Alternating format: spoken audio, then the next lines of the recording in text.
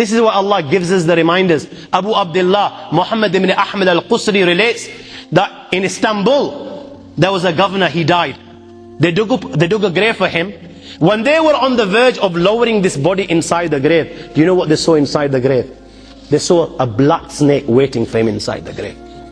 They were terrified. Naturally, they were terrified. They didn't want to bury this guy inside this grave, so they dug another grave. Now they've spent hours digging the second grave. They're on the verge of lowering the body inside the grave, and you know what? The same snake they saw in the first is waiting in the second.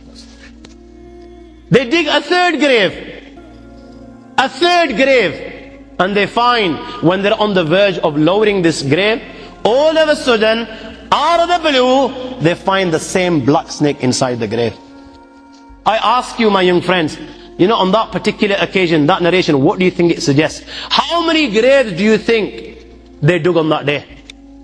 4, 5, 6, 7, 8, 10, 15, 20, 25, 30 graves. The narration says that on that day, they dug about 30 graves. Every time the grave was dug and they were on the verge of lowering this body inside the grave, they would find the same black snake waiting. Where are you going to hide?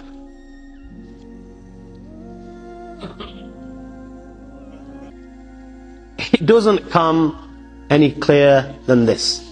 Where are you going to hide? Where?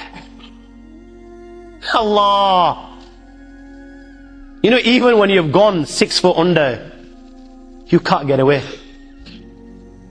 You've left the dunya and you've gone 6 foot under and you think you've got away with it. This is where it will begin. You know, fed up after digging so many graves, they consulted the ulama. What should we do with this person? May Allah protect us. They said, you know what?